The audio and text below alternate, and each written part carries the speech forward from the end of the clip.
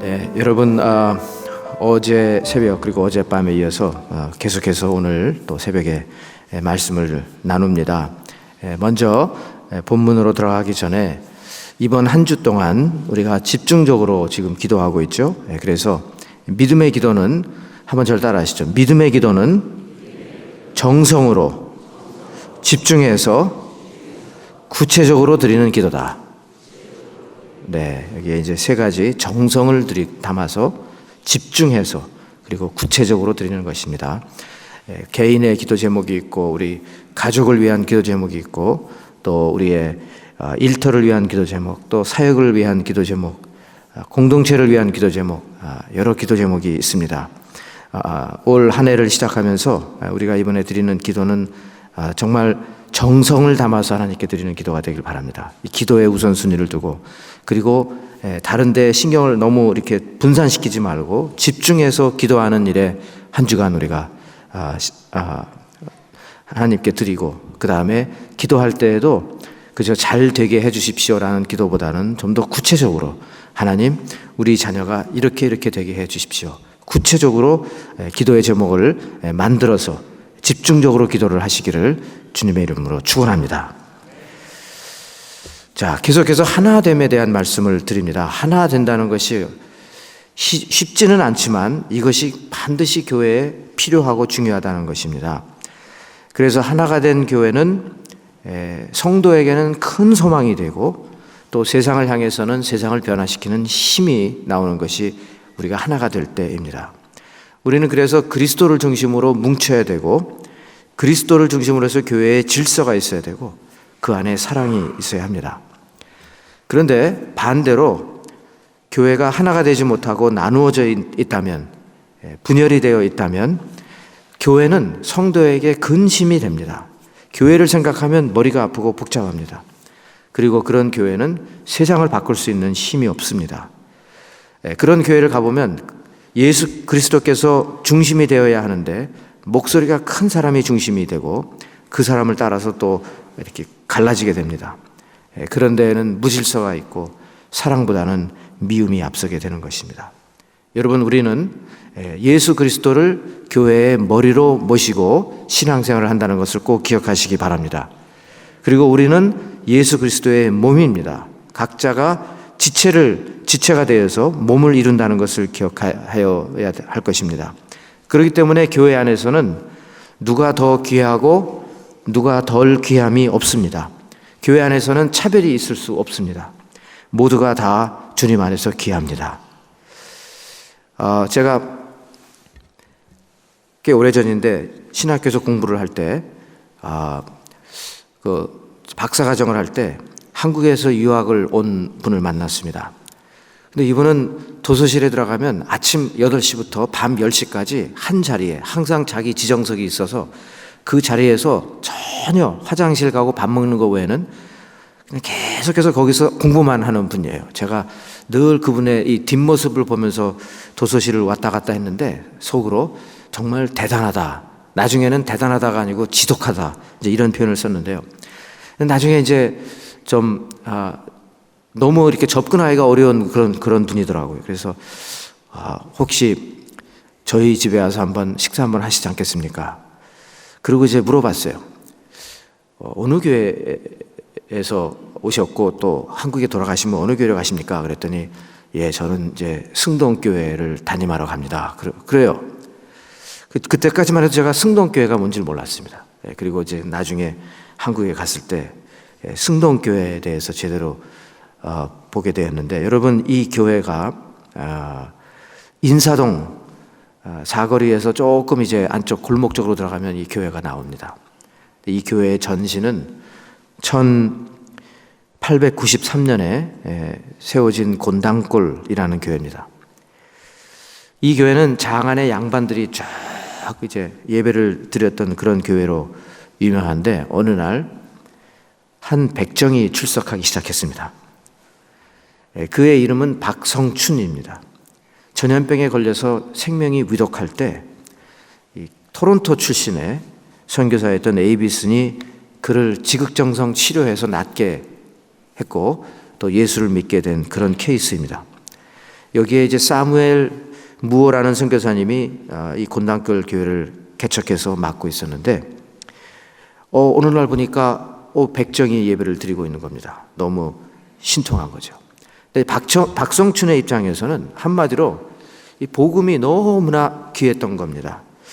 왜냐하면 이 올리버 에이비슨 선교사는 토론토 의대 교수 출신이었죠. 근데 이제 한국에 가서 이분이 고종의 주치의가 됩니다. 그래서 왕실을 드나들면서 고종의 맥박을 재고 손에 이렇게 대고 맥박을 재고 하여튼 이런 주치의고 또 그 가슴에다가 그 스테스코프를 대고 늘 이제 왕의 건강을 챙기던 그런 사람이었는데 어떻게 이 왕의 몸을 만졌던 그 손이 어떻게 나같이 하찮은 이런 나 같은 백정의 몸을 만지면서 나를 치료해 줄 수 있을까? 여기서 너무 감동을 받고 그 분이 이제 예수를 믿게 된 겁니다. 우리가 알아야 될 것은 조선시대의 백정은 사람 취급을 사람 정도가 아니라 개나 돼지보다도 더 더러운 존재로 인식되어 있었다는 겁니다. 백정은 주로 그 당시에 도살업을 했고 쭉 그들의 조상을 쭉 올라가 보면요 고려 시대까지 올라갑니다. 올라가서 이제 그 왕실을 막 반란을 일으켰던 사람들이라든지 이런 사람들의 신분을 완전히 백정으로 바꿔 놓은 겁니다. 그래서 천민중 7종류의 천직을 하는 그런 사람 중에 하나였죠.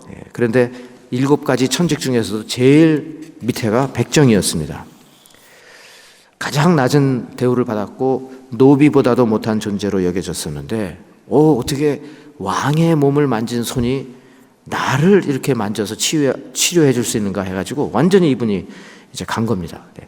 그래서 곤단골 교회를 나오기 시작을 했는데 혼자만 나오기가 너무 아까우니까 백정 친구들을 데리고 나오기 시작한 겁니다. 하나씩 둘씩 나오기 시작하니까 곤단골 교회가 소문이 나기 시작을 했는데 그 교회는 양반이 나가는 교회인 줄 알았더니 백정들이 많이 나간다라는 소문이 나기 시작을 했습니다. 예배 시간에 딱 그 양반들은 앞좌석에 쫙 앉아있고 백정들은 뒤에 쭉 앉아있는데 정말 양반이 그 꼴을 보지를 못하는 겁니다. 참다가 하루는 화가 나서 사무엘 선교사에게 항의를 합니다. 아니 우리를 무시해도 정말 이럴 수가 있느냐고, 어떻게 백정과 양반이 한 자리에서 예배를 드릴 수가 있냐, 이건 도저히 있을 수 없는 일이다 하면서 막 따진 겁니다. 그때 사무엘 무어 선교사가 골로새서 말씀을 인용을 하고 성경 말씀을 인용을 하면서 복음 안에서는 다 똑같습니다. 절대로 귀하고 또 낮은 그런 신분이 구별이 안 됩니다 라고 자기의 자리를 아주 꿋꿋하게 지켰습니다. 선교사가 양반의 말을 듣지 않자 이들이 화가 나가지고 나가서 교회를 따로 차렸습니다. 어떻게 양반인 우리가 이 상놈들하고 이 백정들과 함께 예배를 드릴 수 있느냐, 말도 안 된다 하면서 이제 교회가 나누어졌고 나가서 예배를 따로 드리는 겁니다. 아무리 예수를 믿어도 그렇지 어떻게 이게 가능한 일이냐라고 막 말도 안 된다는 거죠. 그런데 하나님께서 그 사람들에게 깨달음을 주신 겁니다. 정말 이 복음이 안에 들어가고 난 다음에 생각을 해보니까 복음 안에서 다 우리가 죄인인데 무슨 양반이 있고 무슨 쌍놈이 있느냐, 복음은 이런 걸 다 초월해야 되는 것이 아니냐 하고 이 복음을 인정하게 된 것입니다. 그래서 이 나갔던 사람들이 다시 들어와요, 회개하고. 그래서 오늘날의 승동교회가 된 것입니다. 혹시 한국에 가시면 그 탑골 공원에서 그렇게 멀지 않습니다. 거기 가보시면 들어가면서 그 옛날 모습을 약간 가지고 있어요. 그리고 그 앞에 다 이렇게 설명을 해놨습니다. 이걸 보면서 몸이 하나요, 성령도 하나요, 한 소망으로 부르심을 받았고 주도 믿음도 세례도 하나님도 한 분이라고 바울은 지금 말하고 있습니다. 여러분, 이건 무슨 말이냐면 사람마다 성령 체험은 다를 수 있지만 성령님은 다 동일하시다는 겁니다. 아멘.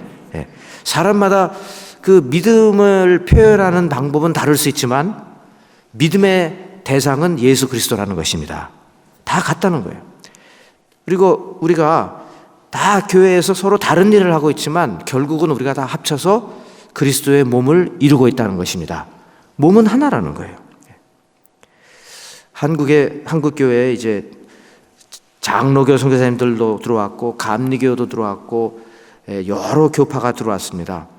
특히 이제 장로교가 들어왔을 때는 좀 복잡했어요. 왜냐하면 네 교단이 선교사들을 파송했기 때문에 그렇습니다. 미국만 해도 북장로교가 있었고 남장로 교단이 있었습니다. 서로 막 남북 전쟁으로 교단이 나눠지는 바람에 서로 이렇게 대화를 안 하는 그런 사이였는데, 조선에 선교사를 파송할 때에도 북장로교는 저쪽 평양 쪽에서, 남장로교회는 밑에 전라도 쪽에서 일을 하니까 서로 이렇게 달라요. 또 호주에서 또 호주 장로교회가 또 선교사를 파송해서 주로 부산 쪽에서 일을 했습니다. 카나다 장로교회에서 파송한 또 선교사들은 주로 함경북도, 남북도, 평안남북도 이쪽에서 사역을 한 겁니다. 그러니까 같은 장로교인데도 말이죠, 이렇게 막 교단이 다른 겁니다. 그래서 이분들이 모여서 회의를 한 겁니다. 우리 조선에서 이것도 우리가 장로교인데 장로교에 교단이 4개가 있으면 말이 되겠느냐.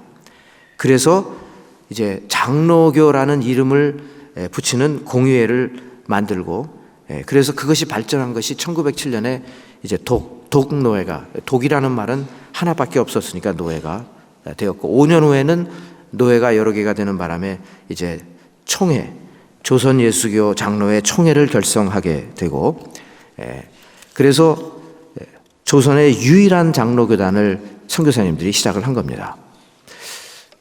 지금도 그래요. 캄보디아를 가보고 또 필리핀을 가보니까 한국에서 오신 장로교 선교사님들이 선교지에 와서는 그럽니다. 우리는 제발 합동통합 이렇게 하지 말고 그냥 하나로 합시다. 그래서 실제로 필리핀의 신학교도 그냥 장로교 신학교 그럼 하나예요. 캄보디아도 캄보디아의 캄장신이라고 캄보디아 장로교 신학교, 이것도 다 그냥 여러 장로교 교파 모여서 캄보디아에서까지 우리가 이럴 필요가 있겠는가, 그냥 하나입니다. 이민 와서 보니까 교단이 그렇게 중요하잖아요. 한국에서는 합동과 통합은 정말 물과 기름으로 이렇게 합쳐지지 않는데, 이민교회에 와서는 그건 뭘 따져요. 그러니까 막 총신 나온 분이 장신 나온 분하고 같이 어울리고, 장신 나온 분이 또 총신 나온 분하고 어울리고 그러는 겁니다. 근데 우리 한국교회 이걸 이렇게 거슬러 올라가 보면 말이죠, 선교사님들은 장로교 교단을 하나를 만들어 주었는데, 그래서 사실 장로교 하나를 가지고 그 일제 36년을 잘 버텨왔고요. 그 다음에 한국전쟁도 잘 버틴 겁니다. 그런데 일제 36년 지나고 한국전쟁 끝나자마자부터 교단이 분열되기 시작을 합니다. 그래서 전쟁 끝나고 나니까 이제 정리를 좀 합시다 해가지고 신사참배의 문제로 인해서 고신 측이 갈라져 나가고, 그 다음에 또 WCC 문제로 인해서 통합 합동이 갈라지게 되고, 그 전에 또 너무 신신학이라고 해가지고 기장 쪽이 또 갈라져 나가고, 지금은 또 합동을 중심으로 해서 합동 안에서만 또 수십 개의 교단이 또 나눠지게 됩니다. 그래서 이걸 보면서 분열이 얼마나 이 마음이 아프고 많은 에너지를 분산하는지 모릅니다. 이 토론토 영락교회가 시작이 된 것이 1977년인데 46년 전인데요. 그때 이제 교회를 시작하신 창립 멤버들이, 특히 장로님들이 서로 손을 잡고 약속을 했습니다. 창립하신 그 장로님들이 크게 두 교회에서 오셨어요. 두 교회가 다 어려움을 겪고 있을 때 두 교회에서 이제 모인 분들이 영락교회를 시작을 했습니다. 근데 그분들이 제가 듣기로 무슨 약속을 했느냐면, 우리는 이제 다시는 갈라지지 말자. 어떤 일이 있어도 갈라지지 말자. 그리고 그 장로님들이 지금까지 우리 교회는 그 전통을 유지하고 있는 것입니다. 그래서 당회가 때로는 뭐 이제 의견이 분분할 수 있잖아요. 서로 생각이 다를 수 있고, 하지만 어느 순간에 가서는 이제는 그만. 그리고 강하게 또 좀 전체의 의견보다 좀 강하게 주장을 하다가도 어떻게든지 서로 양보하면서 하나가 되는 이런 아름다운 전통을 아직까지 우리 교회가 유지하고 있고요. 앞으로도 그렇게 될 수 있기를 간절히 바랍니다. 이걸 보면서 교회가 하나가 될 때 갈라지지 않고 하나가 될 때 성도들에게는 큰 소망이 되는 것이고요. 그리고 교회는 세상을 바꿀 수 있는 힘을 갖게 되는 것입니다. 그런데 교회가 하나가 되지 않고 자꾸 갈라지고 분열이 되면 성도에게는 교회를 생각할 때마다 소망이 되는 것이 아니라 아픔이고 스트레스가 되는 겁니다. 그리고 그런 교회는 세상을 바꾸고 싶어도 힘이 없어서 못 바꿉니다. 우선 내실을 다져야 되기 때문에 그렇게 되는 것입니다. 그래서 여러분, 우리 교회가 여기까지 하나님께서 인도해 주셨고 앞으로도 계속해서 인도해 주시기를 바랍니다. 하나 되기를 바라고 하나 되어서 주님 오시는 날까지 귀하게 쓰임받게 되기를 간절히 소망합니다. 그러므로 하나 되는 것이 이렇게 중요합니다, 여러분. 그래서 어젯밤에 우리가 말씀을 드렸지만 하나가 되기 위해서는 모든 성도가 서로 겸손과 온유로 서로를 귀하게 여길 수 있어야 된다는 것입니다. 평안에 매는 줄로 성령이 하나 되게 하신 것을 우리 모두가 힘써 지키는 2024년이 되기를 예수 그리스도 이름으로 축원합니다.